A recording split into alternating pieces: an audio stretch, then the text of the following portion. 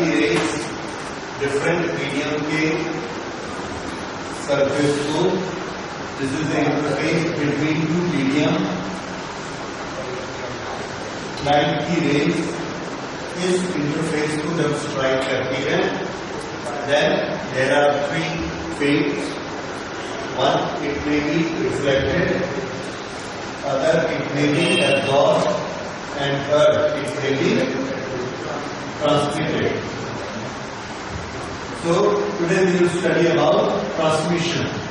ये यहाँ से आएगी, इधर जाएगी, and some part of it will go in this direction. Okay. This transmission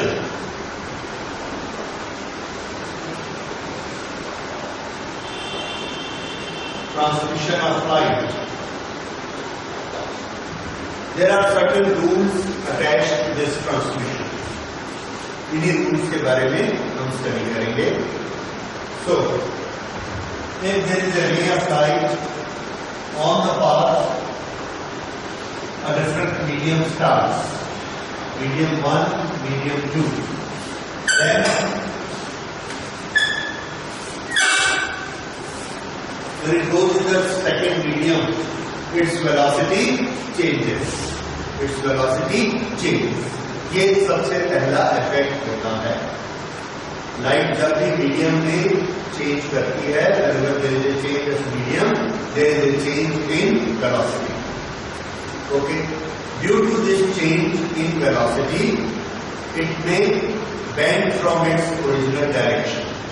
अपनी ओरिजिनल डायरेक्शन से ये डेविएट हो जाती है और डायरेक्शन को चेंज कर देती है. Okay.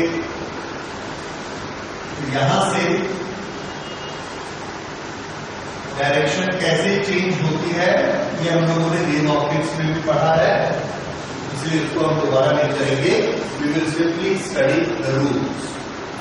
This is the original path on which it was supposed to go. लेकिन ये इस रास्ते पर जाने की बजाय हम देखते हैं कि अपनी डायरेक्शन चेंज कर लेती है. इट में आइदर गो दिस वे और इट में गो दिस वे. इधर भी जा सकती है, इधर भी जा सकती है. क्या कभी भी वो इधर नहीं जा सकती? आंसर है ऐसा नहीं है. If certain conditions are fulfilled तो वो इधर भी जा सकती है. तो नॉर्मली हमने देखा है कि ये अलग अलग होगा. क्यों? The fundamental reason is that its velocity is different in different medium. The phenomena that it has left its original path and it has bent. It has left its original direction and it has bent.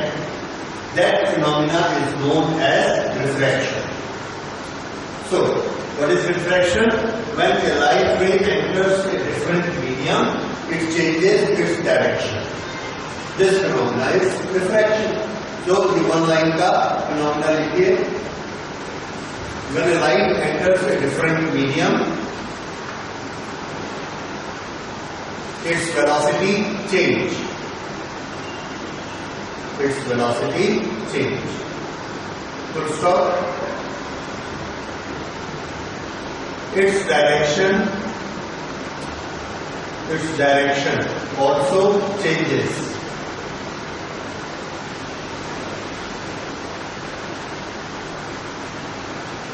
This change is called refraction. This change is called refraction.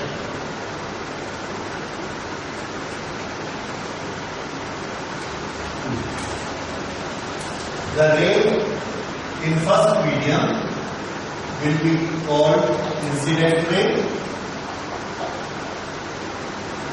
and the one in the second medium will be called reflected ray.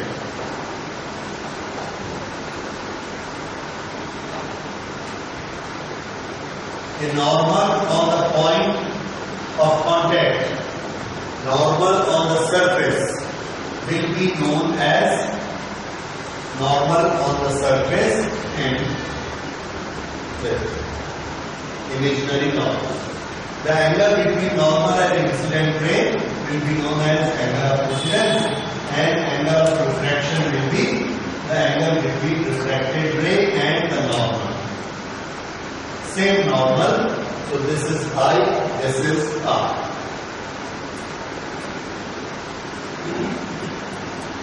Now, there are two possibilities. One is that the light will bend by this method. Other is light will bend by this method. What is the difference?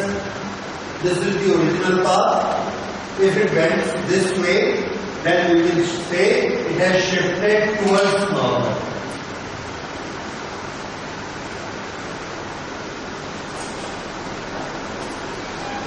Towards normal.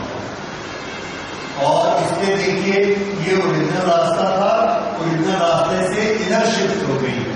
So this you will say that it has shifted away from normal. Away from normal. So there may be two type of shifting, towards normal, away from normal. किसी medium में towards normal होती है, किसी medium में away from normal होती है, और इसके बेसिस पे हमने उस मीडियम का कैरेक्टराइजेशन किया. जिस मीडियम में टुवर्ड्स नॉर्मल बेंड होगी, we will call it is a rarer medium.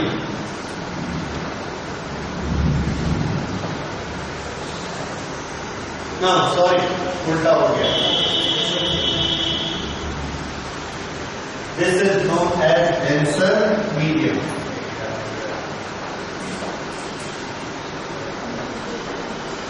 Denser medium. If it bends towards normal, medium is called denser, and if it has bent away from normal, then this is known as rarer medium.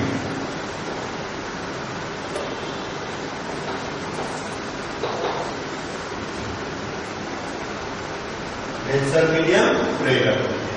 ठीक है.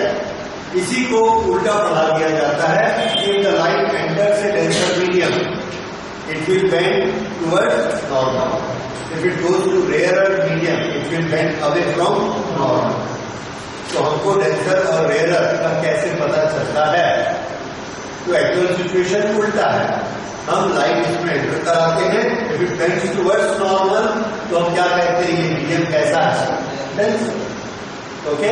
Now, this denser or rarer is not on the basis of density; it is on the basis of optical activity. Bending of light is a optical activity. This is based on the basis of optical activity. So we will call it optically denser medium. Optically denser, and this is optically rarer. Okay. So by weight, by mass, a medium may be denser or rarer. That is by density. That is a different issue. For optically rarer and denser, this is a different issue. So you may find that in some material, in some liquids which are optically rarer, are showing optically rarer are showing as materially denser. ज्यादा भारी है लेकिन optically rare, या optically denser है और वजन में हल्के हो सकता है. Okay. So this is now the very first thing we told is that there is a difference in velocity, difference in speed. So in this medium, speed of light is v1. In this medium, speed of light is v2. This ratio v1 upon v2 for any two given medium, v1 upon v2. This is for any set of medium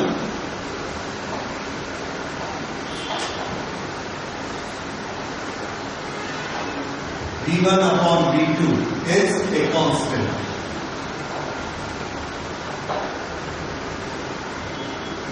और ये जो constant है This we call refractive index.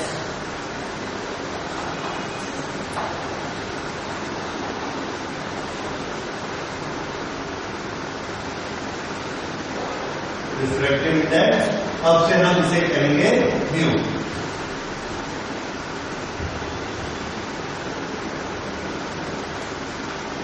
So what is refractive index? सबसे पहली चीज refractive index किसका होता है? तो आंसर है रिफ्रैक्टिव इंडेक्स के लिए हमको दो मीडियम चाहिए। रिफ्रैक्टिव इंडेक्स के लिए दो मीडियम चाहिए, एक में लाइट ट्रेवल कर रही है और दूसरा मीडियम उसको बेंड करता है, दूसरा मीडियम उसकी वेलोसिटी को कम या ज्यादा करता है। जितना कम या ज्यादा करता है वो उसका रिफ्रैक्टिव इंडेक्स है। तो ये रिफ्रैक्टिव इंडेक्स किसका है? फर्स्ट का कि सेकंड का? आंसर है वेलोसिटी को डिस्टर्ब करने का काम किसने किया? टू ने की वन ने? टू ने। वन में तो वो सीधी सीधी V1 से चली जा रही थी, उसको चेंज करके V2 किसने बनाया? मीडियम 2 ने। इसलिए रिफ्रैक्टिव इंडेक्स किसका? मीडियम 2 का। सो this is refractive index of medium 2। तो ये याद रखिए, ये 2 है और ये 2। रिफ्रैक्टिव इंडेक्स किसका होता है? उसकी वेलोसिटी नीचे, ठीक है। रिफ्रैक्टिव इंडेक्स ऑफ मीडियम 2 और क्लियर करते हैं विद रिस्पेक्ट टू मीडियम 1, यानी लाइट आ कहां से रही है? 1 से, विद रिस्पेक्ट टू 1, और उसकी वेलोसिटी को चेंज करता है medium 2। This is refractive index of medium 2। यहां पर जब हम उसको लिखते हैं तो we will write it mu of 2 and with reference to 1, with reference to 1। Refractive index of medium number 2 with reference to 1। Refractive index medium number 2 with respect to 1। ये incident ray, ये रिफ्रैक्टेड रे, incident ray, refracted रे, incident ray, refracted रे। तो आप हमेशा देखेंगे refractive index के साथ जो पहला मीडियम दिखा है उसका रिफ्रैक्टिव इंडेक्स माना जाएगा, ठीक है। और दूसरे को कभी हम यहां लिख सकते हैं, कभी यहां लिख सकते हैं, कभी यहां लिख सकते हैं, अलग अलग राइटर्स अलग अलग इसको लिख सकते हैं। Okay, so this is basically refractive index. अब इस रिफ्रैक्टिव इंडेक्स का ऑफशूट, इसका इफेक्ट क्या हो रहा है? इसका इफेक्ट हम देख रहे हैं कि वो अपनी डायरेक्शन को चेंज करती है। इसके बेसिस पर कितना चेंज करती है, तो अलग अलग एंगल ऑफ इंसिडेंस लगाकर हमने देखे। तो हमने क्या देखा? ये नॉर्मल है, नॉर्मल के साथ ये एंगल बनाया 0, नॉर्मल के साथ 0 एंगल, तो इसका रिफ्रैक्टेड रे इसी डायरेक्शन में सीधी चली, कोई डायरेक्शन चेंज नहीं। फिर से ये वाला हमने एंगल आई बनाया, तो एंगल ये बना R। इसके बाद हमने इतना ज्यादा एंगल आई बनाया, so large, so what we see, this is angle R। Different angle आई है, here I is equal to 0, R is equal to 0। Different I के लिए डिफरेंट R होते हैं, तो इसके लिए स्नेल्स ने एक लॉ बनाया, that is known as Snell's law.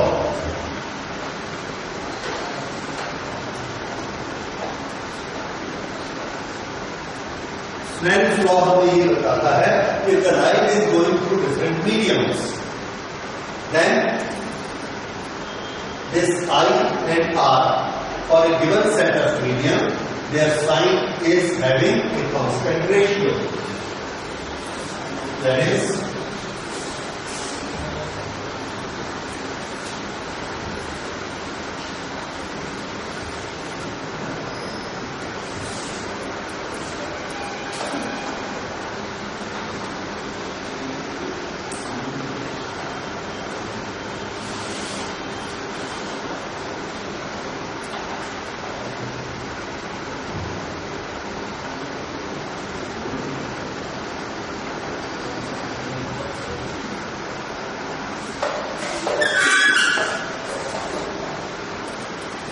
given set of medium sin I upon sin R is constant.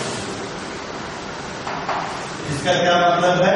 इसका ये मतलब है कि ये सरफेस है, ये उस पर हमने नॉर्मल बनाया, ये पॉइंट ऑफ इंसिडेंस है और ये एंगल I है, इसके लिए ये एंगल R है 1 1. अगर हमने यहां पर ये रे ले ली, this is ray number 2, then we get this ray number 2. इसके लिए ये R है, ये I2 और ये R2. अगर हमने ये वाला I लिया है, इतना बड़ा I3, तो हम क्या देखते हैं, यहां पर हमको ये मिलता है दिस इज R3. तो I1 है R1, I2 R2, I3 R3. जैसे जैसे I चेंज करते हैं वैसे वैसे R भी चेंज होता है. और हर बार हमने एक कैलकुलेशन की sin I upon sin R. और ये जब हम कैलकुलेशन करते हैं sin I upon sin R, तो देखते हैं कि हर केस में रिजल्ट एक ही आता है. Same result of sin I upon sin R in all the cases. जब ऐसा हो गया तो हम नियम क्या बना, that sin I upon sin R will always remain a constant.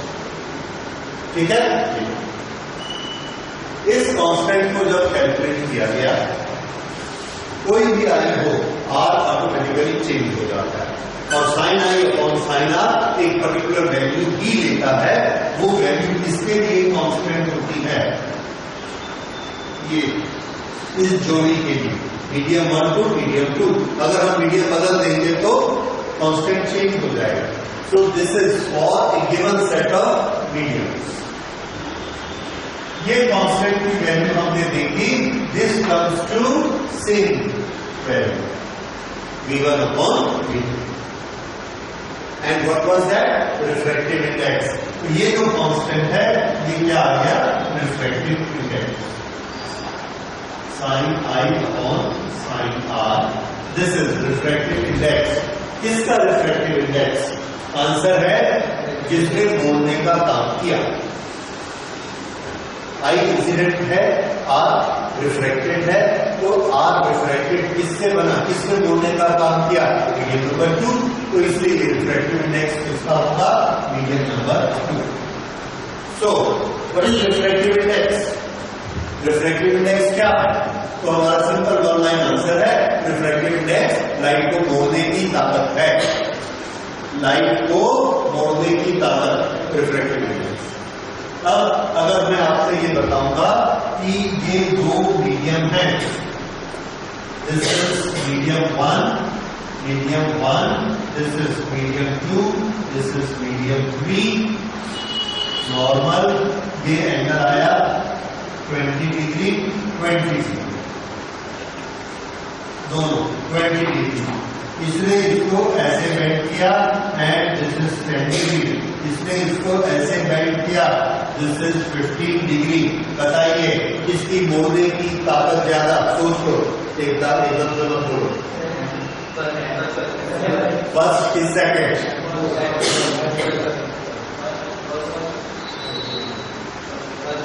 First वाले ने ज्यादा मोड़ा. एंगल को मत देखिए 10 डिग्री 15 डिग्री, क्यों नहीं देखेंगे? एंगल को देखना है, लेकिन कैसे? ये इसका पुराना रास्ता है, ये इसका पुराना रास्ता है. ये 20 डिग्री है, ये 20 डिग्री है. 15 से ये जा रही है, तो ये कितनी मोड़ी गई? 5 डिग्री मोड़ा गया. इसको देखिए, ये कितनी मोड़ी गई? 10. तो कौन ज्यादा हुई? फर्स्ट वाले को ज्यादा मोड़ा गया, तो इसलिए इसका रिफ्रैक्टिव इंडेक्स ज्यादा. समझ आया? तो ये एंगल छोटा है तो रिफ्रैक्टिव इंडेक्स छोटा नहीं होगा, रिफ्रैक्टिव इंडेक्स ज्यादा होगा, क्योंकि हम इधर से नापे कि मोड़ा किसको गया है. इसमें ज्यादा इसको बेंड किया है, इसने कम बेंड किया है, तो this has got a larger refractive index. तो मीडियम 2 का रिफ्रैक्टिव इंडेक्स ज्यादा है, मीडियम 3 का रिफ्रैक्टिव इंडेक्स कम. ये बात समझ में आई? तो रिफ्रैक्टिव इंडेक्स क्या होता है? ताकत, और उस ताकत को, बोलने की ताकत को हमने क्वांटिफाई कर दिया, क्वांटिटी बना दी। उस क्वांटिटी का नाम क्या? Refractive index. ओके, तो ये रिफ्रैक्टिव इंडेक्स होता है। अब रिफ्रैक्टिव इंडेक्स को हम कैसे कैलकुलेट करेंगे?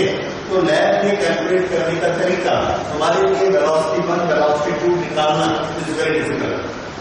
वेलोसिटी कैलकुलेट करना लाइट की प्रैक्टिकली बहुत मुश्किल होता है, लेकिन साइन कैलकुलेट करना ये बहुत आसान होता है। And this we can very very good. तो इसके लिए जो हमारे पास लैब में मेथड्स होते हैं, उस मेथड से हम किसी रे को ट्रेस कर सकते हैं, और उस रे को ट्रेस करके हम आई और आर निकाल लेते हैं। उससे साइन आई और साइन आर इसकी वैल्यू निकाली जा सकती है। So this is our first law, Snell's first law. Sin I upon sin R is equal to constant, and this is refractive index of medium number 2. इसका सेकेंड लॉ ये बिल्कुल वैसा ही है जैसे लॉ ऑफ रिफ्लेक्शन था, that incident ray, normal and refracted ray, और it should be the same plane. इस प्लेन में लाइन ऐसे जाएगी तो उसको उधर भी जाना है, भले वो ऐसे हो जाए, भले ऐसे हो जाए, भले ऐसे हो जाए, लेकिन ऐसे नहीं हो सकता। समझ में आया? ऐसे आ रही है, इस प्लेन में ऐसे आ रही है, तो यहां से ऐसे जाए, ऐसे जाए, ऐसे जाए, डिपेंडिंग ऑन मीडियम जा सकती सब तरफ, लेकिन वो ऐसे नहीं जा सकती, प्लेन छोड़ के बाहर नहीं जा सकती। इस नियम को हम क्या बोलते हैं? That incident ray, normal and refracted ray, all three has to be in the same plane. Okay, so these are Snell's law. अब ये जो व्यू 1 2 है, इसको कुछ और लिखने के तरीके अभी आएंगे, यू विल अंडरस्टैंड दैट। तो ये हो गया स्नेल्स लॉ, रिफ्रैक्टिव इंडेक्स। इसमें एंगल आई कोई भी हो, एंगल आर अकॉर्डिंगली ही चेंज होगा। तो यहां पर देखिए आर इसके बराबर है, sine are is equal to sine I upon U. इस तरह से तो ये आर की वैल्यू हमको मिलेगी, इस पर डिपेंड करता है यू। अब आप मुझे एक चीज छोटी सी बता सकते हैं, ये जो म्यू है ये मोर देन 1 है या लेस देन 1 है, और अगर दोनों है तो मीडियम का नाम क्या है? मीडियम की कैरेक्टरिस्टिक क्या है? फिर से are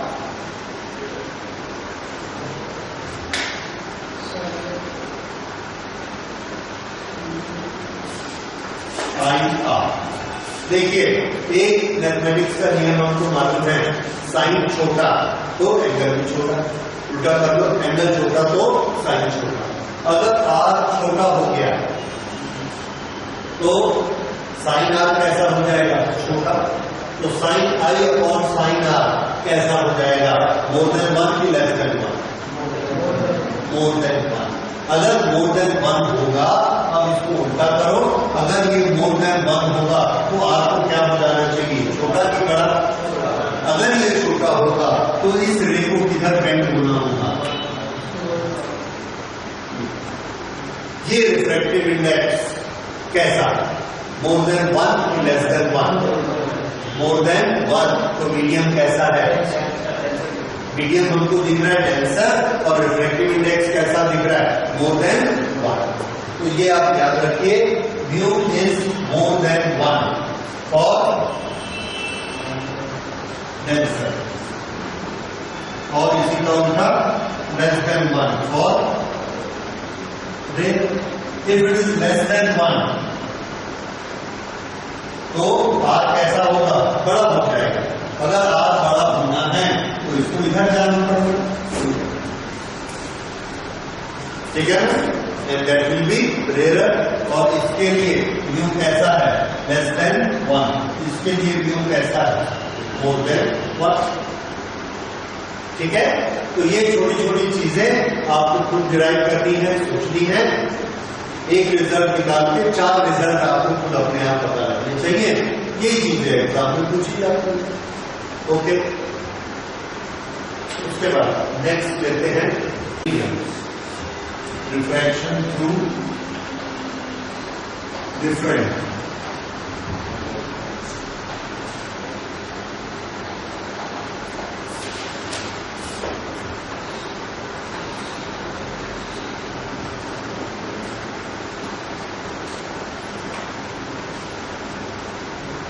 direction change, again direction change, again direction change. So this is how railway को डिपेंड करता है कि ये मीडियम कैसे हैं। अच्छा, अब यहां पर एक दो चीजें हमने स्टडी करनी है। यहां एक नॉर्मल बनाते हैं।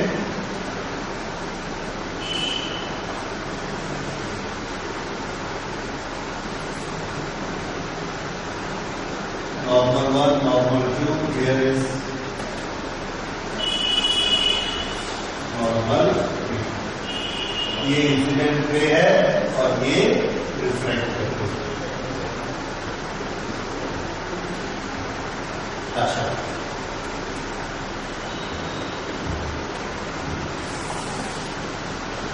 हाँ, इसके इस डायग्राम में यहां से लाइट गई, रिफ्लेक्ट हुई, फिर रिफ्लेक्ट हुई।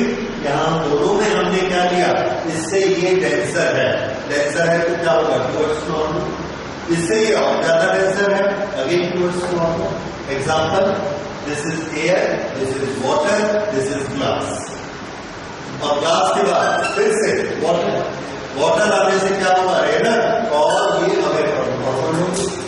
तो example, this is air, water, glass and again air. Or all these three are parallel to each other. The interfaces are parallel to each other. अच्छा, अब इसमें 2-3 चीजें हमने स्टडी करनी है। पहली चीज जो मैं आपको बताना चाहता हूं, that is reversibility.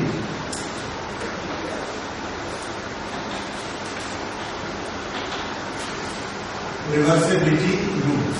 Reversibility rule is this point is A, this point is B, this is C, this is D, and this is E. What is the path of ray?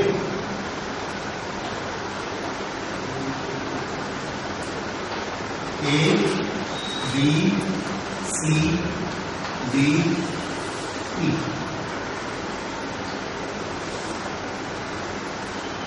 This is path of ray. अच्छा, अब अगर हमने ये किया, if we have sent a ray in the path E to D, ये वाली light हमने यहां से बंद कर दी। ये पूरी लाइट बंद हो गई। इधर बात को पहले समझ लीजिए, ये लाइट बंद कर दी, पूरी लाइट बंद हो गई। अब हमने यहां से टॉर्च जलाई और इसको इधर से लाइट को भेजा। जब हम इसको E to D भेजते हैं, उसके बाद का रास्ता उसने खुद तय करना है, कितना मुड़ेगी, कहां जाएगी। तो हम क्या देखते हैं कि जब हम E to D भेजते हैं और यहां स्क्रीन रखते हैं तो एग्जैक्टली यहां पर इमेज बन जाती है, यहां लाइट दिख जाती है। फिर से जब हम यहां टॉर्च रखते हैं A पे, तो यहां की स्क्रीन पर यहां हमको लाइट दिखती है। लेकिन जब हम यहां टॉर्च रखते हैं तो हमको यहां लाइट दिखती है और अंदर ही अंदर वो उसी रास्ते पर जाती है। यानी लाइट जाते हुए जिस रास्ते से जाती है, आते हुए भी उसी रास्ते से आती है। It's a very natural law. Nature में हम लोग भी ऐसे ही करते हैं, जिस रास्ते से स्कूल जाते हैं उसी रास्ते से वापस आते हैं, बशर्ते रास्ते में वन भी नहीं होना चाहिए। ठीक है, तो ये जो रूल है, that light follows the same track in the reverse order, this is known as reversibility rule. और ये रिवर्सिबिलिटी रूल हम लोग जगह जगह पर यूज करके रहेंगे। तो reversibility rule, if light travels from different medium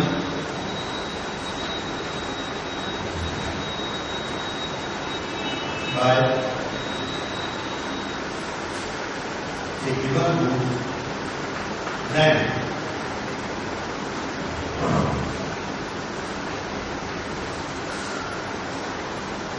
by reversing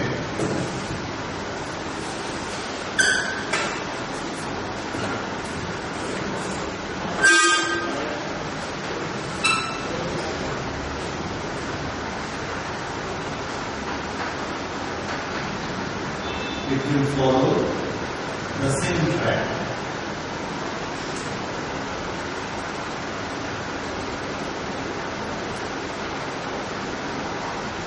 In reverse order. This is reversibility rule.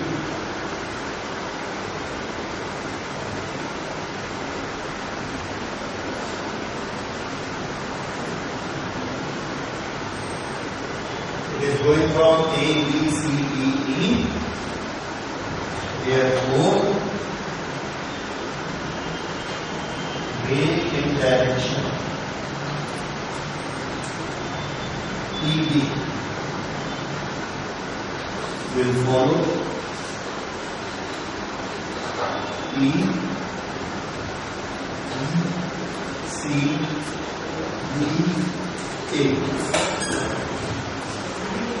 E, B, C, D, A इस रास्ते से वापस आएगी. ऐसा हमको जब भी जरूरत पड़ेगा we will follow this path. Okay. Next form देखिए ए बी सी इतना सा बात लीजिए. ये एंगल है अल्फा और ये एंगल है beta. Then what is sine alpha upon sine beta? Sine alpha upon sine beta is equal to mu of medium number 2 with respect to medium number 1. ठीक है. अल्फा बीटा दिख रहा है. अगर ये अल्फा बीटा इसको incident angle मानते हैं तो ये कौन सी रे है? इंसिडेंट रे और ये रिफ्रैक्टेड रे. सो this is sine alpha upon sine beta. This is refractive index of which medium? Medium number 2. Okay, medium number 2.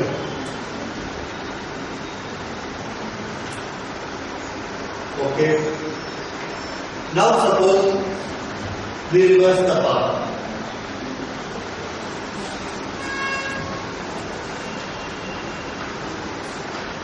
Reverse the path and now the path is C, B, A. C, B, A.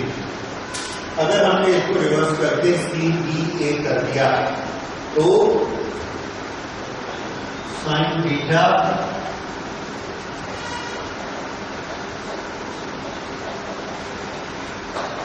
Sign I upon sine are.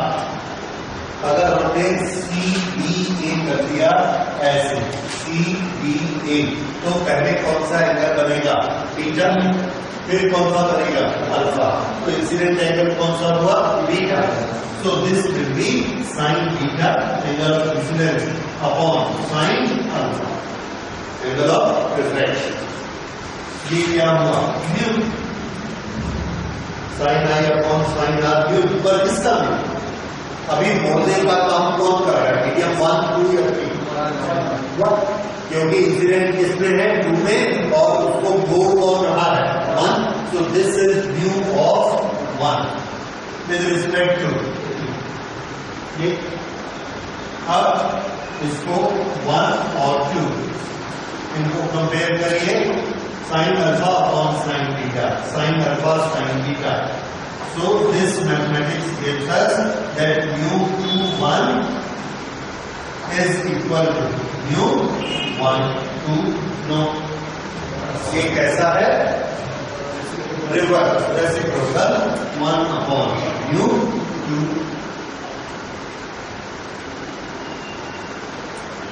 1 equal. So mu 2 1 is equal to 1 upon mu 1. ठीक है. ये ये relation और याद कर लेते हैं। अब बताइए mu of glass with respect to air is 1.5, that is 3/2. Then what is mu of air with respect to glass? It will be 2/3. Simple, समझ आया? यहाँ मोड़ने का काम कौन कर रहा है? ग्लास। कहां से लाइट आ रही है? एयर। यहाँ कहां से आ रही है? ग्लास से आ रही है। और मोड़ने का काम कौन कर रहा है? Air. So this is 2/3।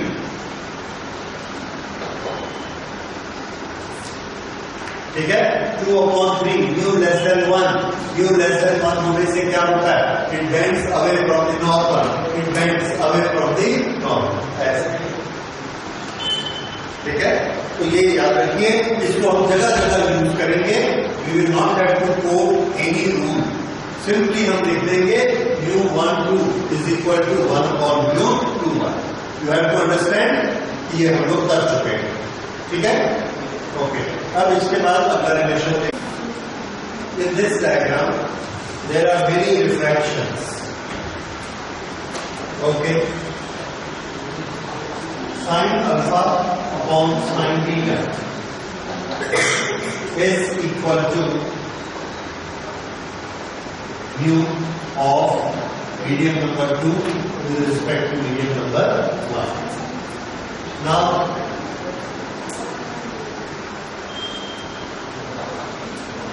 if this angle is beta, these are normal, this is intersecting line, then this is also angle beta.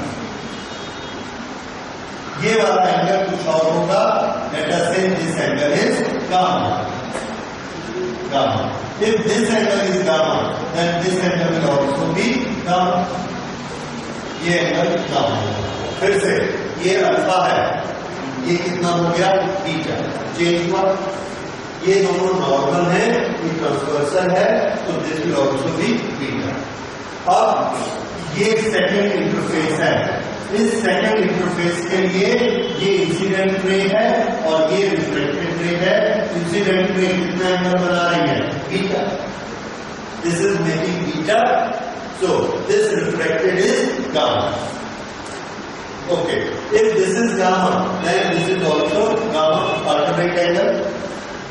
उसके बाद यहाँ पर फिर से रिफ्रैक्शन हुआ, it is coming from denser to rarer.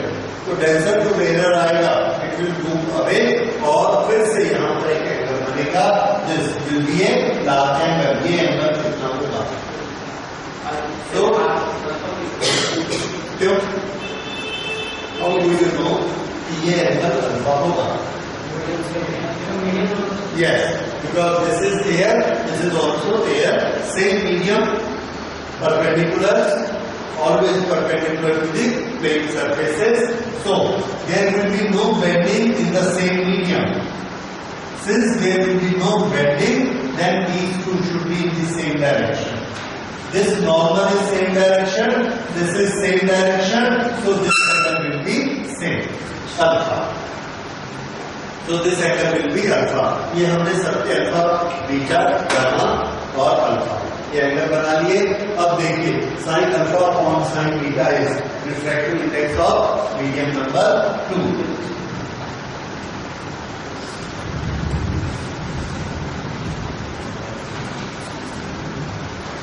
sin beta upon sin gamma, ये किसका refractive index है? 3 with respect to 2. गामा कहां बन रहा है? 3 में और बीटा 2 में। ये 2 में बीटा, 3 में गामा।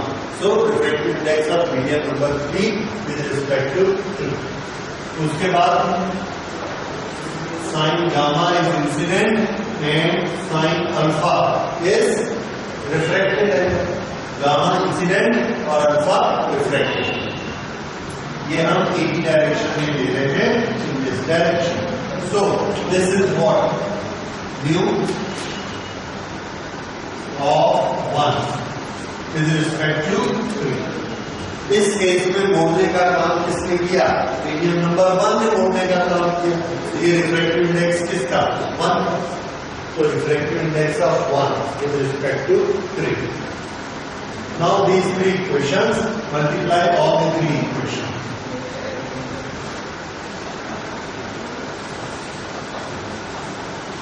मल्टीप्लाई, इन तीनों को मल्टीप्लाई किया तो हर एक के डिनोमिनेटर में साइन थीटा, इसके न्यूमरेटर में तीनों को मल्टीप्लाई किया, आंसर होके आ गया 1। This is equal to μ21 into μ32 into μ13। We are interested in μ32। μ32 कहां पर है? तो आंसर है μ32 यहां पर है। ये 3 और ये 2 से आ रही है और 3 में जा रही है। ये न तो हमको ऊपर से दिखती है न नीचे से दिखती है, ये बीच में हो रहा है। We want to find out how much is μ32। So here μ32 is equal to, ये दोनों इस तरफ ले आए, 1 upon μ21 into μ13। This is equal to, ये जो μ13 है इसका इनवर्स क्या होगा? μ31 upon μ21।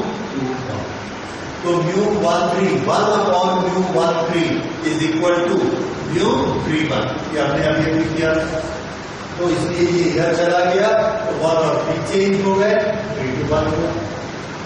This is μ32। This is our result what we wanted. ये हमको क्या बता रहा है? Refractive index of medium number 3 with respect to medium number 2 किसके बराबर होता है? Refractive index of medium number 3 refractive index of medium number 2 किसी के भी रिस्पेक्ट में, जैसे एयर। तो हमने क्या निकाला? Refractive index of glass with respect to air, refractive index of water with respect to air, दोनों को डिवाइड किया तो हमको क्या मिलेगा?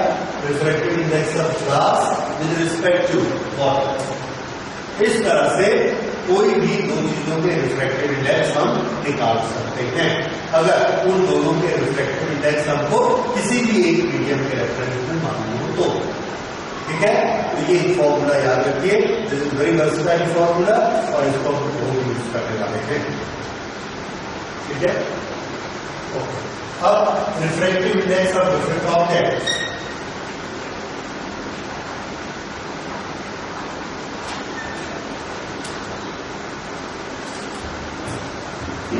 सन से जो हमको लाइट आती है वो पहले फ्री स्पेस से आती है। फ्री स्पेस से आने के बाद उसको सबसे पहले अर्थ के एटमॉस्फेयर में एयर मिलती है। एयर के मिलने से वो थोड़ी सी बेंड हो जाएगी, वेलोसिटी थोड़ी सी कम हो जाएगी। That means air has got a refractive index. तो एयर का रिफ्रैक्टिव इंडेक्स बहुत कम होता है, that is mu of air with respect to free space is equal to sin I upon sin R करके हमने देखा, या वेलोसिटी 1 upon वेलोसिटी 2 करके देखा, it comes to 1.00002। that is almost 1।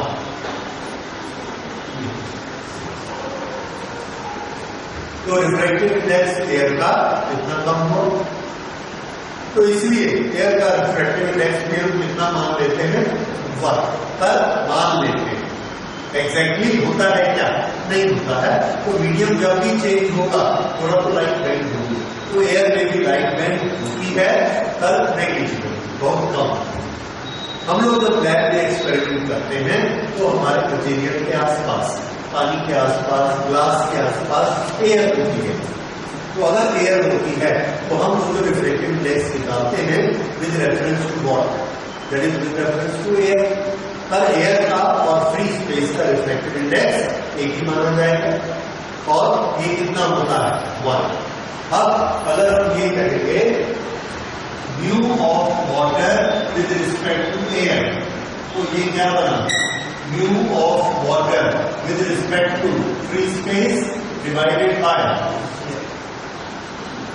Mu of air with respect to free space. अब mu of air with respect to free space is 1, तो इसको हम क्या बना सकते हैं, 1। So this is what, mu of water with respect to free space. Now mu of any object with respect to free space is known as its absolute refractive index. Absolute refractive index. हम लोग उसको ज्यादा absolute word को use नहीं करते, we can simply say it is refractive index of water. So whenever we are saying refractive index of something without telling with respect to what, then what does that mean?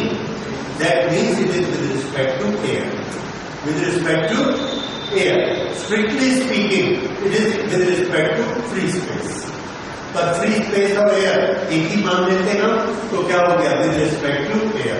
So if I tell you that refractive index of glass is 1.5, then it is with respect to what? Air. Incident ray मैंने कहाँ मानी, air.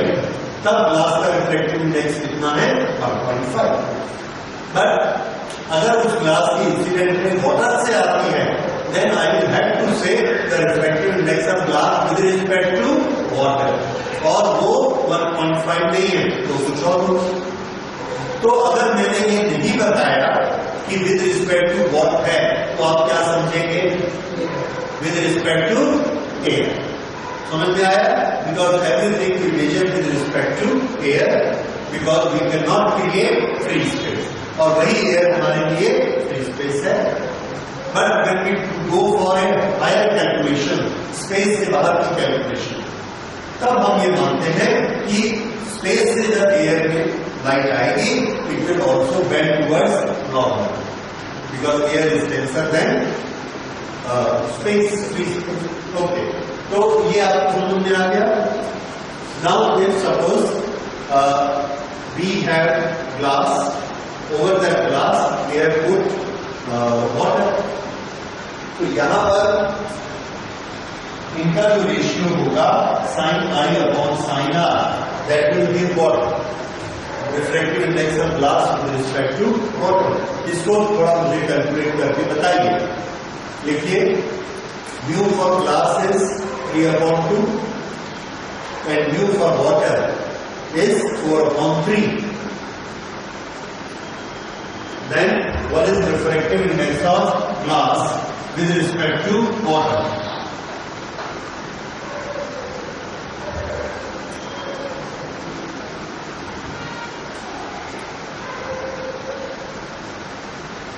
कितना है? Very good, 9/9, ठीक है, 1.125. That is the refractive index of glass with respect to water. And what was the refractive index of glass with respect to air? 1.5.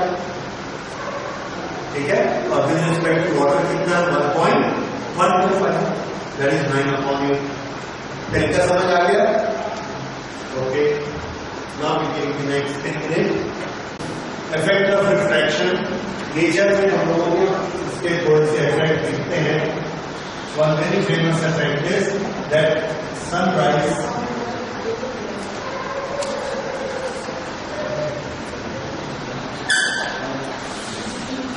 appear to be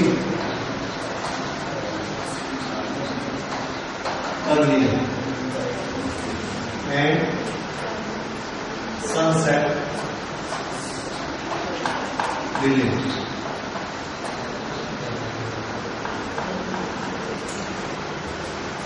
sunrise थोड़ा सा जल्दी लगता है आपको, और सनसेट जब हो जाता है उसके बाद जाके हमको लगता है कि सनसेट हुआ है। डिले, दोनों ऐसा क्यों होते हैं? तो रीजन देखिए, दिस इज सनराइज और सनसेट हम किसको कहेंगे? इधर सन है, सन से लाइट आती है,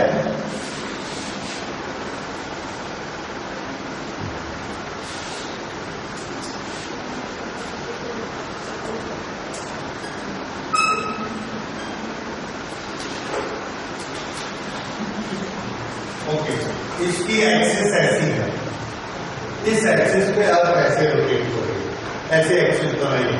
this is not the axis. Axis कैसी है? इस तरह से अर्थ ऐसे रोटेट हो रही है। ओके, जब अर्थ इस तरह से रोटेट होती है तो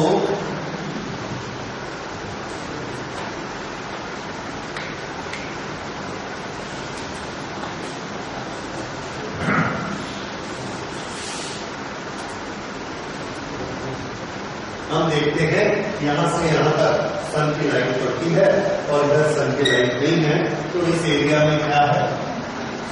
नाइट, और इस एरिया में दिस। इस एरिया में भी क्या है?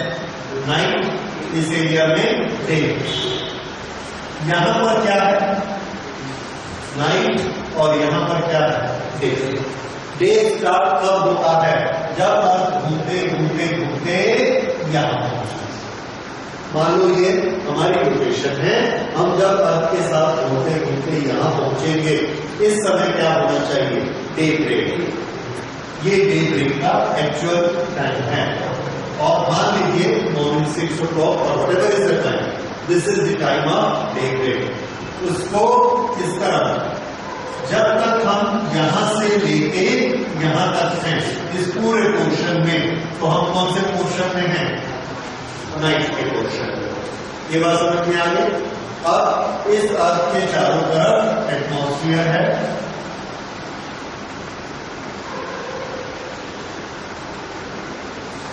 इसमें एयर फिल्टर है,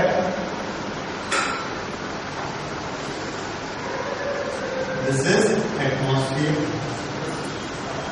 यहां से जो सनरेज आ रही है, ये sun rays these as soon as they enter the air there is a refraction takes place, और रिफ्रैक्शन होगा तो ये किस तरफ बेंड करेंगी? This is normal, this will bend towards normal. तो ये यहां से जो सीधा जाना था, सीधा जाने की बजाय थोड़ी सी बेंड हो गई, फिर आगे गई और डेंसर हो गया, थोड़ी सी और बेंड हो गई, फिर आगे गई और डेंसर हो गया, थोड़ी सी और बेंड हो गई, और यहां पर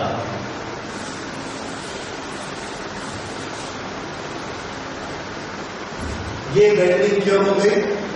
ड्यू टू डिफ्रैक्शन फिनोमेना। जब ये ऐसे हुई तो यहां पर जो आदमी है ये इसकी आंख में पड़े, ये इसकी आंख में पड़ी, और इसका सोर्स कौन है? सन। तो इसको सन दिखा। अगर इसको सन दिखे, हमको सन दिखेगा, विभिन्न से डे ब्रेक हो गया, तो इसको यहां पर डे ब्रेक हो जाता है। जबकि जब ये यहां पर एक्चुअली था तो डे ब्रेक कब होना था? ये 2 मिनट बाद, लेकिन 2 मिनट पहले ही इसकी आइज में सनरेज आ गई, तो इसके लिए डे ब्रेक हो गया। ये हमको एपेरेंट डे ब्रेक यहां पर दिखता है। So this is what daybreak sunrise appear to the sunrise. तरीका समझ आया? ये नोट कर लीजिए। और वैसे ही यहां से जब हम क्रॉस कर जाते हैं तो नाइट का पोर्शन स्टार्ट होता है, और ये जो नाइट है ये ऐसे बेंड होके ये हमारी आइज में यहां तक पहुंचती है। So this is apparent. ये वाली लोकेशन कौन सी है? Apparent daybreak. This is real day break.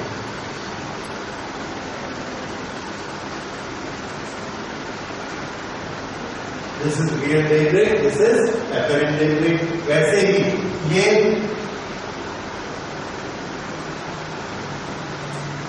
Real sunset, और ये क्या है? Apparent sunset.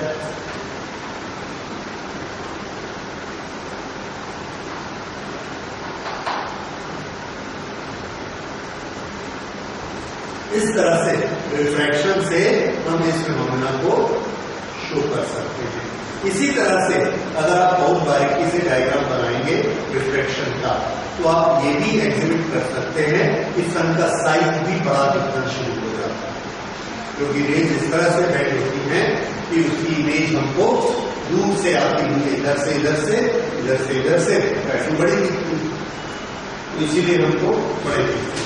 कलर क्यों दिखता है, that will be in another topic, वो उसका इफेक्ट आएगा, then will study. So this explains why it appears early and why it is sunset is delayed. Next phenomenon we will study is apparent depth is always less than real depth.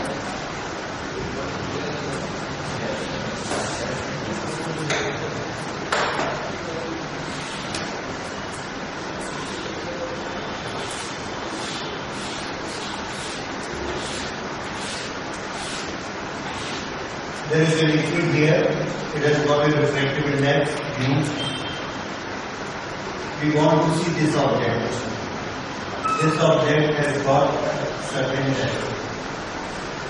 This is O, this point is A. OA is real depth.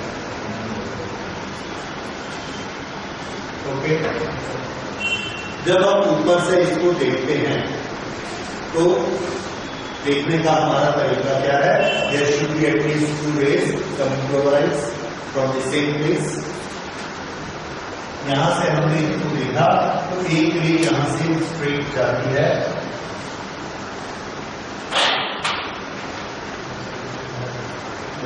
This is object रो, यहां से एक रे ऐसे straight जाएगी, this is normal to the surface. ये ray जो normal to the surface है ये किधर जाएगी, क्या बता सकते हैं इसका इंसिडेंट एंगल कितना होगा?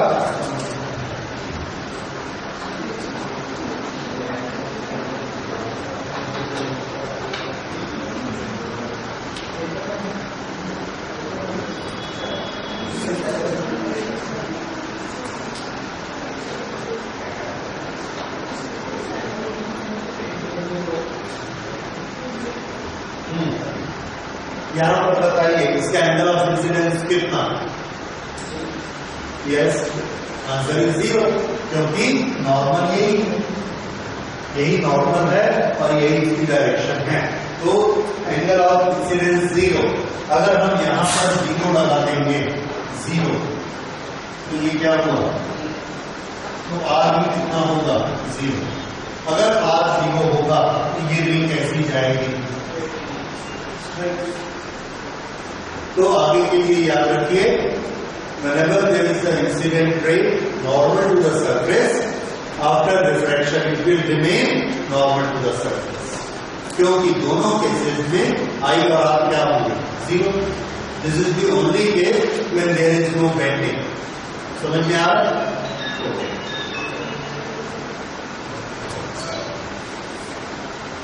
अच्छा, अब दिस इज वन रे। सेकेंड रे को देखते हैं। सेकेंड रे यहां से ऐसे गई, this is denser, this is rare. तो अगर ये डेंसर टू रेयर जाती है तो क्या होगा? It will move away. तो ये जो इसका ओरिजिनल रास्ता है, ओरिजिनल रास्ते में जाने की बजाय इट मूव्स अवे,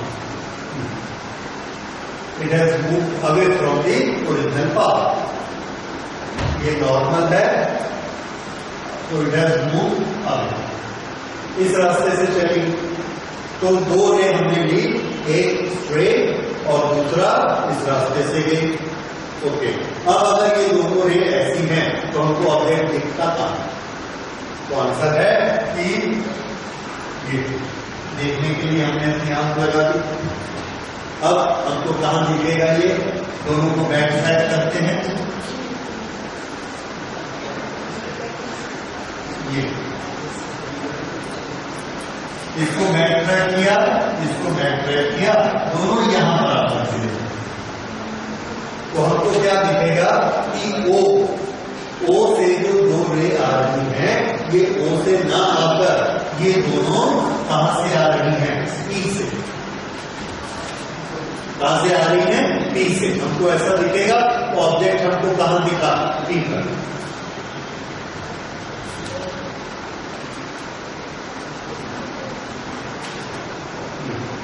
ई से ये दोनों आती हुई दिखती हैं, तो ये ऑब्जेक्ट हमको इमेज कहां पर देगा? ओके, इसको पी की बजाय we will write it I image, तो ये हमको कहां पर दिखेगा? आई। तो यहां हमने नोट कर लिया, अगर ये आई पर हमको दिखता है तो पानी की सरफेस के कितना नीचे दिखता है, तो इसकी डेप्थ कितनी है? ए से लेके आई तक। ए आई इज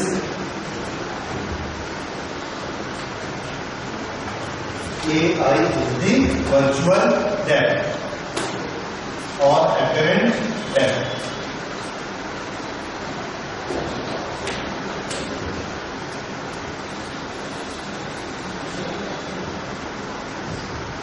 हाँ जी, ये आ गया। ये हमने डायग्राम कंप्लीट कर दिया। अब इस डायग्राम में हम इनका रिलेशन निकालना चाहते हैं, किसका? ए ओ ए आई और रिफ्रैक्टिव इंडेक्स। रिफ्रैक्टिव इंडेक्स का फॉर्मूला क्या होता है? Sine I upon sine r. Sine i is angle of incidence. यहां पर देखिए, ये नॉर्मल है, ये इंसिडेंट रे है, तो ये वाला एंगल कौन सा हुआ? आई, एंगल ऑफ इंसिडेंस। अगर ये एंगल ऑफ इंसिडेंस है तो फिर से देखिए इधर, ये दोनों नॉर्मल है, ये ट्रांसवर्सल है, ये एंगल आई है, तो ये एंगल भी कितना हुआ?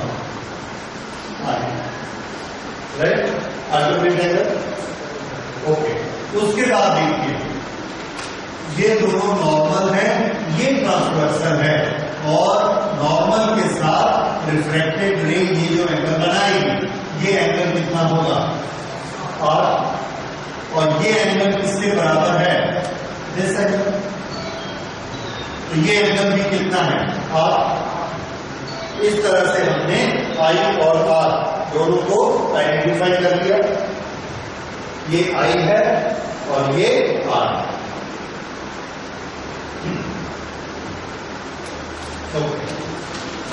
अब म्यू किसके बराबर होता है?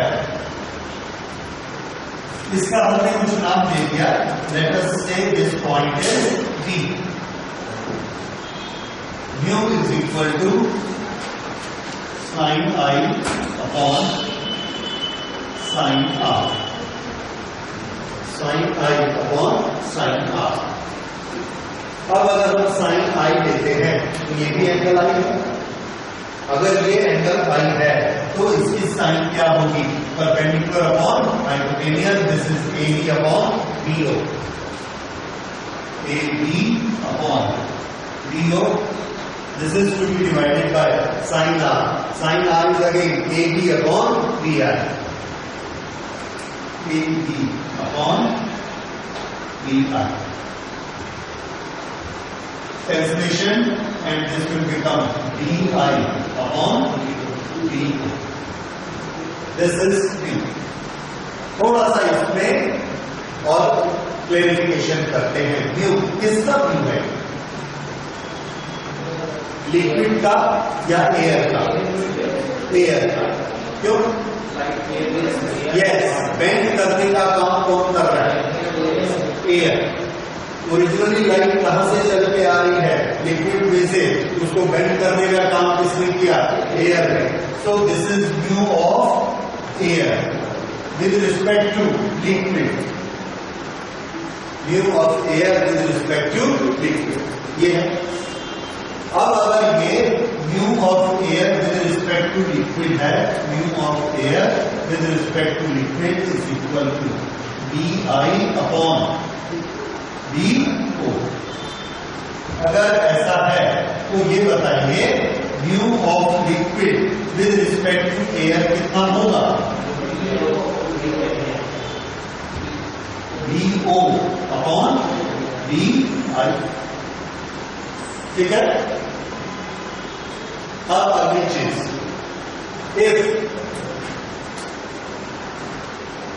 if angle I is very small, if angle I is very small, then B is very close to A.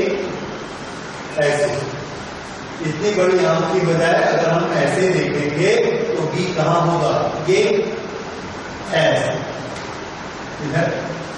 जैसे जैसे बी नजदीक आता जाएगा ओ बी की लंबाई ओ ए की लंबाई के बराबर हो जाएगी, ठीक है।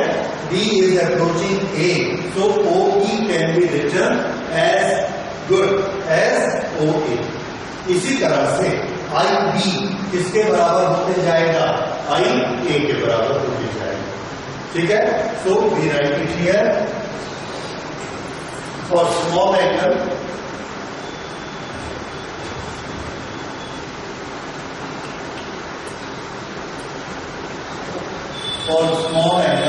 I,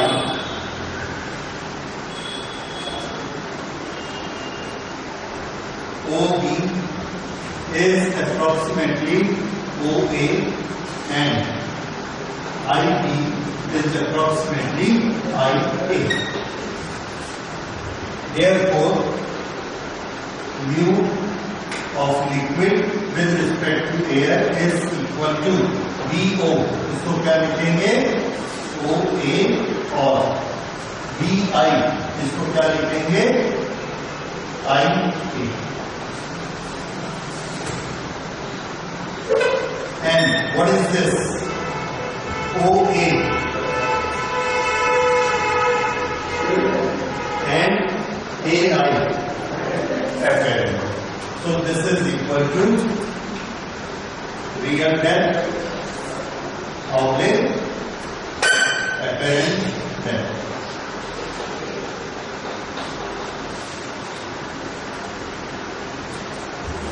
Mu of liquid, और म्यू ऑफ लिक्विड हमेशा एयर से ज्यादा होता है, इज मोर देन 1। अगर ये एयर से ज्यादा होता है तो रियल डेप्थ हमेशा एपरेंट डेप्थ से ज्यादा होगी, ठीक है।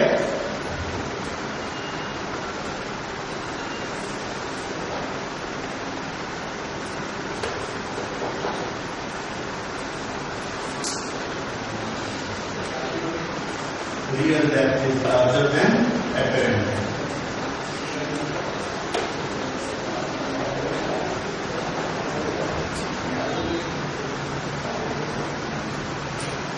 इसका ये मतलब है जब भी हम किसी टैंक को देखते हैं, स्विमिंग पूल को देखते हैं, नदी को देखते हैं, तो उसके नीचे के फ्लोर के पार्ट का हमको देखते हैं, कुछ गहराई में दिखते हैं, वो डेप्थ कैसी होती है, एपरेंट एरिया, एपरेंट जो हमको दिखता है वो एपरेंट दिखता है, और ये डेप्थ उससे ज्यादा होगा, ठीक है।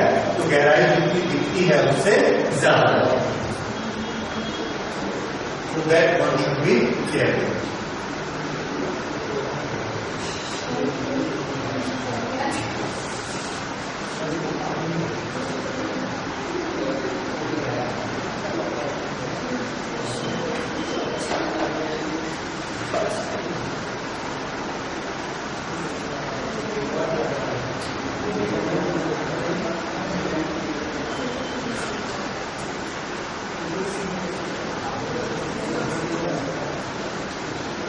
हो गया। तो इसमें एपरेंट डेप्थ का फॉर्मूला क्या बना,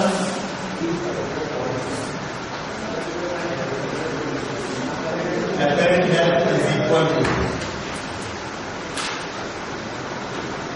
real depth divided by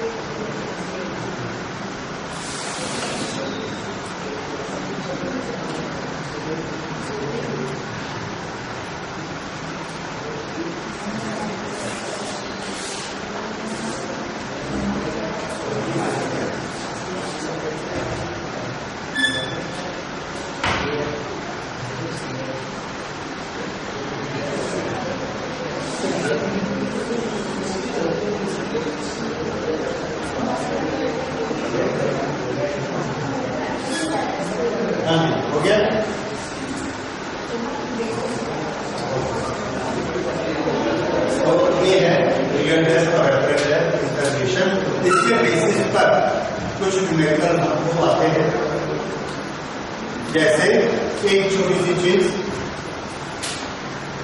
real ये एपरेंट डेप्थ कितनी होती है, रियल डेप्थ अपॉन म्यू, ये हम निकाल सकते हैं। क्या आप मुझे ये बता सकते हैं कि ये ऑब्जेक्ट जो यहाँ दिख रहा था अभी यहाँ दिख रहा है, तो अपनी पुरानी पोजीशन से कितना ऊपर हो गया? How much is the rise? ये क्वेश्चन आएगा। यस, इसका फॉर्मूला क्या बनेगा? Rise real depth minus apparent depth. अब यहां पर फॉर्मूला को भी ले लीजिए, रियल डेप्थ इसके बराबर है, real depth is equal to mu into apparent depth, या एपरेंट डेप्थ इसके बराबर है race height is equal to real depth minus apparent depth, और एपरेंट डेप्थ इसके बराबर है real depth upon mu, real depth upon mu. इन दोनों में कॉमन क्या निकला? रियल डेप्थ, और अंदर क्या बचा? 1 माइनस 1 अपॉन म्यू। या इसको हम लिख सकते हैं real depth mu minus 1 upon mu. ये क्या आ गया? राइज। तो कोई भी जगह कितना ऊपर उठ जाएगी, कितना ऊपर दिखेगी, कितनी ऊपर से? Apparent depth real depth upon mu. दोनों तीनों चीजें याद रखिए आप। जैसे एक बड़ा फेमस क्वेश्चन हम लोग का है कि एक यहाँ पर एक स्पॉट लगा हुआ है, उस टेबल के ऊपर हमने पेपर वेट को रख दिया, कांच का पेपर वेट रखा जिसकी मोटाई 3 सेंटीमीटर है। तो बताइए कि वो जो इंक स्पॉट है वो अपनी लोकेशन से कितना राइज होगा? तो कितना मोटा बताया क्लास को? 3 सेंटीमीटर। तो रियल डेप्थ कितनी है? 3 सेंटीमीटर। म्यू की वैल्यू क्या रखेंगे? 1.5। तो 1.5 minus 1.5 divided by 1.5, 1/3।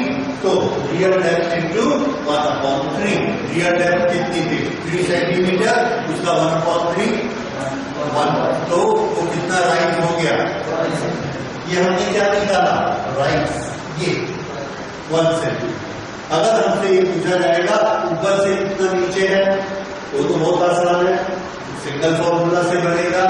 Apparent depth is equal to real depth upon mu, 3/1.5 that is 2। तो ऊपर से कितना है? 2, नीचे से कितना हो गया? 1।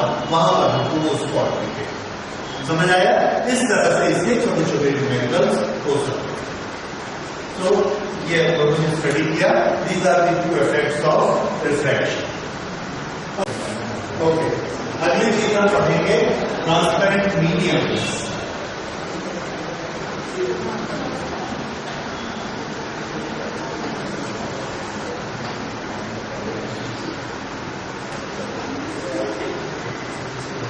शेप, ट्रांसपेरेंट मीडियम की शेप। हवा के अंदर हमने एक ट्रांसपेरेंट मीडियम रखा, उसकी अलग अलग शेप हो सकती है। ट्रांसपेरेंट मीडियम में लाइट रे एंटर कर सकती है, और वहां से अगर मीडियम खत्म हो गया निकल नहीं सकती। तो हम सबसे पहले मीडियम की शेप लेते हैं, और वो शेप होगी इस तरह से। ये यहां से इधर से लाइट रे आई, यहां से ऐसे लाइट रे आई, और यहां से निकल गई। इसके 6 फेसेस हैं, 1 2 3 4 5 6। इस 6 फेस में से कितने फेस रिफ्रैक्शन में पार्टिसिपेट कर रहे हैं? ये, और यहां से निकल गए। कितने फेस में पार्टिसिपेट किया? 2। समझ आया? तो पार्टिसिपेट करने वाले कितने फेस होते हैं? 2। इसलिए इन 2 के बारे में हम बात करेंगे। अगर ये दोनों फेस प्लेन है और एक दूसरे के टैबल, जैसा कि इसमें प्लेन और पैरेलल, तो इस शेप को हम बोलेंगे स्लैब। इसे हम क्या कहेंगे? स्लैब। स्लैब।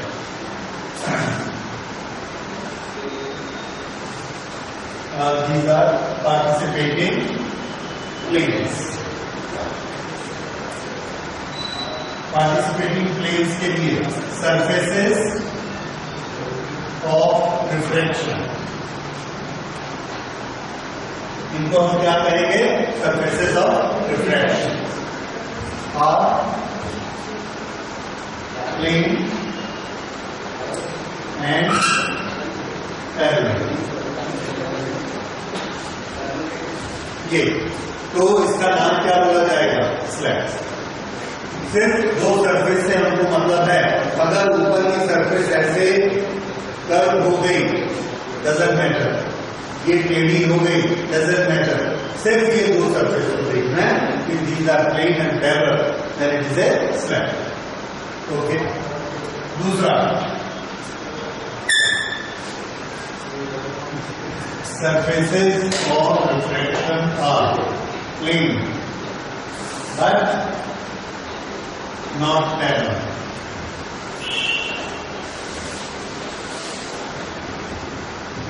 प्लेन तो है पर पैरेलल नहीं है। ये दो सरफेस प्लेन दिख रही है, ये स्लैब है, और अब हमने इसको ऐसा बना दिया। अब ये दोनों प्लेन हैं पर पैरेलल नहीं है, ये पूरा ग्लास भरा हुआ है, तो इस शेप को क्या कहते हैं? प्रिज्म। तो दिस इज प्रिज्म। ओके। तीसरा, surfaces neither plane nor parallel, न तो ये प्लेन है और न पैरेलल। इसको क्या कहते हैं? लेंथ। ठीक है। अगर प्लेन नहीं है, पैरेलल नहीं है, तो क्या है? तो इसे हम कहेंगे at least one surface is curve.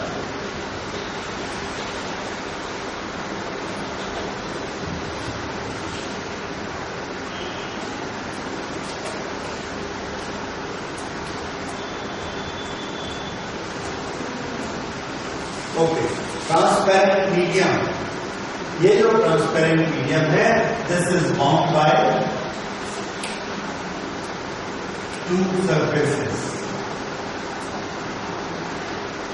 दो सरफेसेस होंगी, एक से लाइट एंटर करेगी और दूसरे से निकल जाएगी। उस केस को हम पढ़ने जा रहे हैं। ओके। तो उसमें ये तीन चीजें देखी। सबसे पहला हम पढ़ते हैं स्लैब। स्लैब में कैसे होगा, रिफ्रैक्शन का क्या इफेक्ट होगा? देखिए,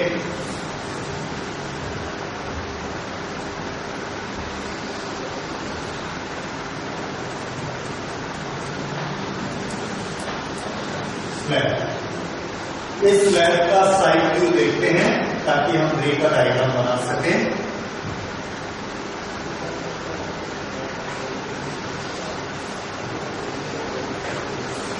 ये एक स्लैब है,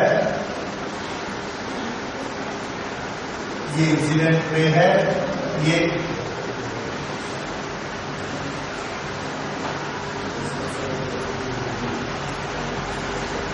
रिफ्रैक्शन कहां होता है? तो एक चीज याद रखिए, रिफ्रैक्शन हमेशा इंटरफेस पर ही होता है, एक पॉइंट पर बस। जब ये मीडियम में घुस जाएगी उसके बाद डायरेक्शन चेंज नहीं करेगी। एक मीडियम के अंदर डायरेक्शन चेंज नहीं होती, तो कब होती है? ठीक उस स्पॉट पर होती है जब मीडियम चेंज होने लगता है। तो यहां पर रिफ्रैक्शन होगा, और रिफ्रैक्शन होगा, this is normal and this will trend like this. फिर यहां पर फिर से मीडियम चेंज हो रहा है। Whenever there is a change in medium there will be refraction. Now it is denser to rarer, so it will move away from the normal. तो ये ऐसे जाने की, it is away from the normal, और ये ऐसी। फिर से ये इसका ओरिजिनल रास्ता था,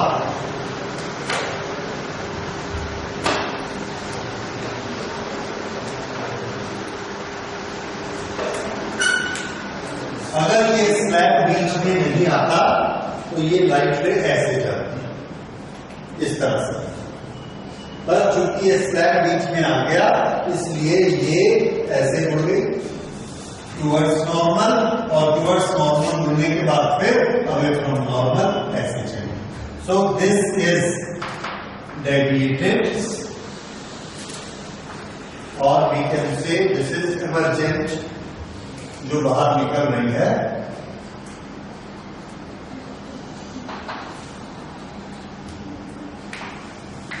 दिस इज ओरिजिनल डायरेक्शन। इन दोनों को हम क्या देखते हैं, they are parallel to each other. और हम प्रूव भी कर सकते हैं क्योंकि यहां पर ग्लास ने जितना इसको अंदर की तरफ मोड़ा, वहां पर ग्लास टू एयर ने इसको बाहर की तरफ मोड़ा। We know that μGA is equal to 1/μAG। इसलिए हम प्रूव कर सकते हैं कि ये दोनों एंगल इक्वल हैं।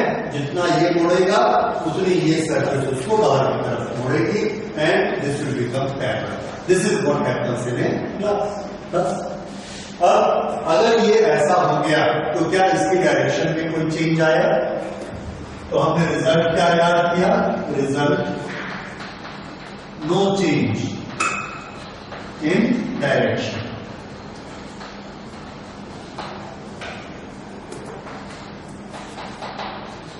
और this is laterally displaced. Laterally displaced का मतलब ये इसका ओरिजिनल रास्ता था, इस ओरिजिनल रास्ते से किसी डायरेक्शन में रहते रहते ये ऐसे खिसक गई। उसको क्या कहते हैं?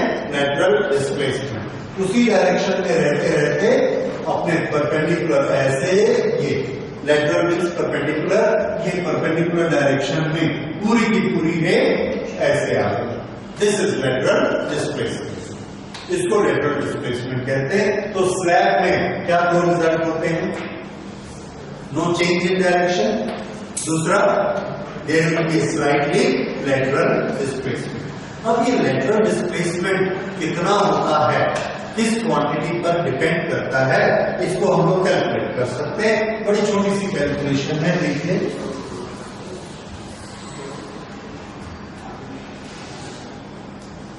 ये एक हमारे पास स्लैब है,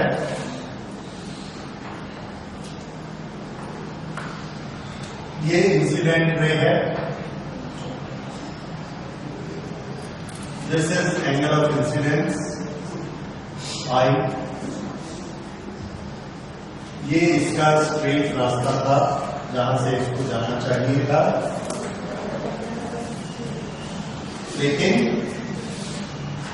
ये इधर आ गए due to refraction, it has come in this direction, और यहां से फिर उल्टा रिफ्रैक्शन होता है and it goes like this.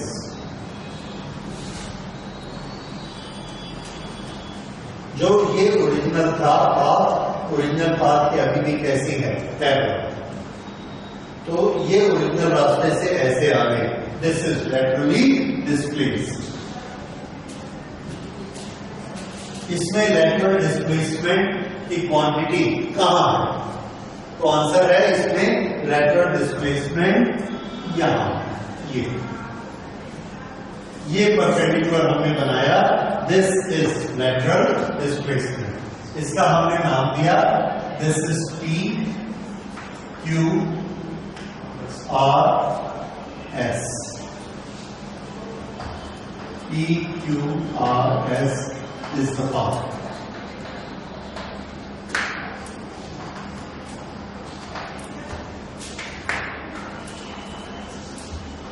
RM is lateral displacement.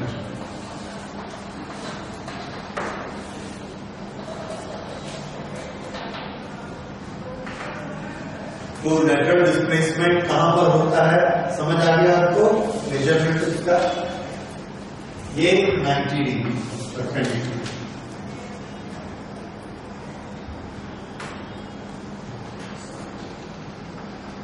QN is thickness T, Q N इसकी थिकनेस है। अच्छा, ये एंगल आई है। अगर ये एंगल आई है तो ये एंगल कितना होगा आर। ये छोटा सा एंगल कितना होगा आई माइनस आर। ये आई, इसके सामने का आई, उसमें से इस आर को माइनस कर दिया तो ये आई माइनस आर। अब एक ट्रायंगल लीजिए क्यू एंड आर, फिर से Q and R Q. This is the right angle triangle, M is at right angle, तो R N upon R Q किसके बराबर हुए R N upon R Q is equal to sine I minus R. Sine I minus R N upon R Q. Okay, so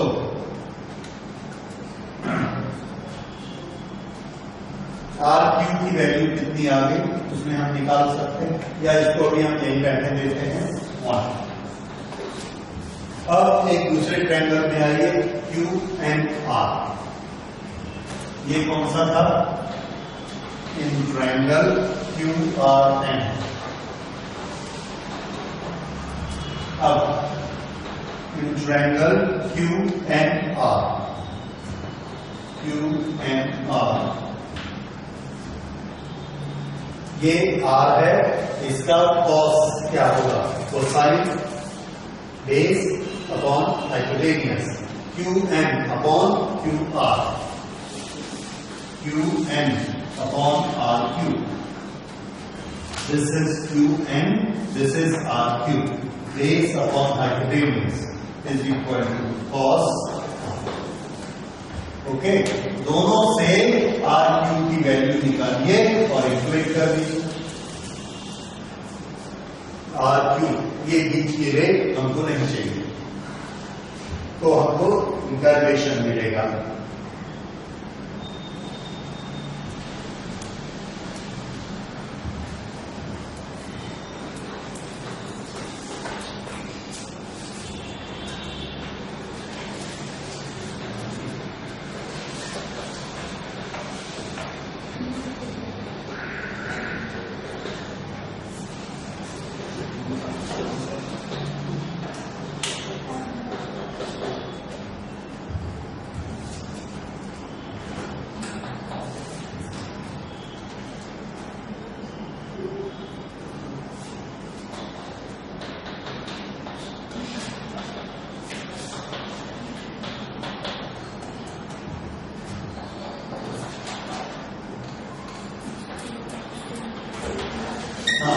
Q and, Q से लेके and, ये लंबाई क्या बताती है thickness of this slab T. तो इसको हम क्या लिख सकते हैं टी। तो उसके बाद इसको इधर ट्रांसफर कर लीजिए साइन आई माइनस आर।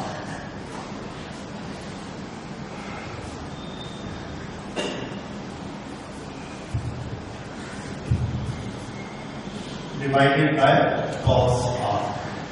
ये कौन है आर एन और एन, और आर एन ही क्या है lateral displacement. So this is lateral displacement.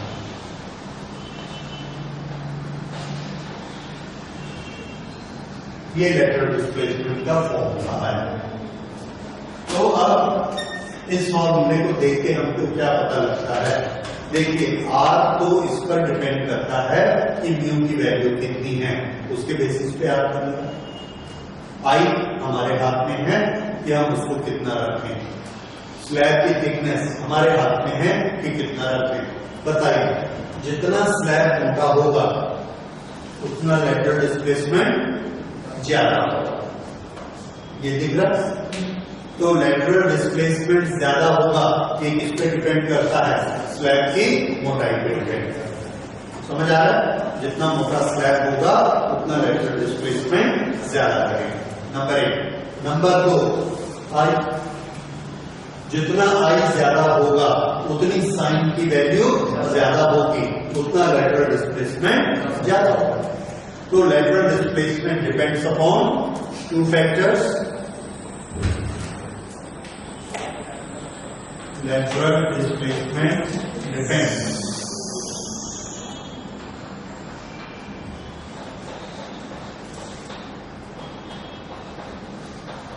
thickness of slab. Number 2, angle of incidence. So दोनों जितने ज्यादा होंगे उतना लेटरल डिस्प्लेसमेंट ज्यादा होगा।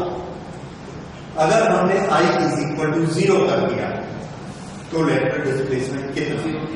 0।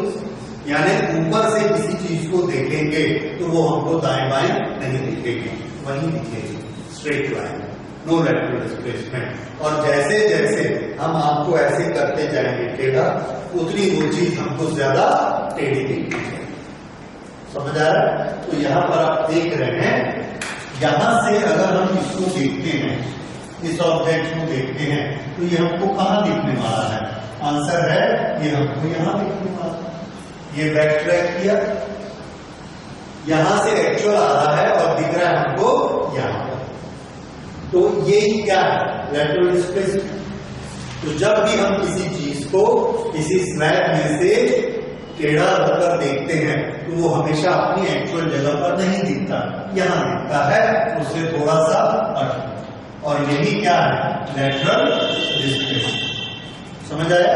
पहले यहां से नापिए, यहां से नापिए, यहां से नापिए, ठीक है? ऑब्जेक्ट हमको यहां दिखता है, थोड़ा सा हट। सो this is lateral displacement and through slab. इसके बाद नेक्स्ट हम लोग अगली क्लास में करेंगे, that will be refraction through, क्या पहले करेंगे? Prism slab error, lens prism.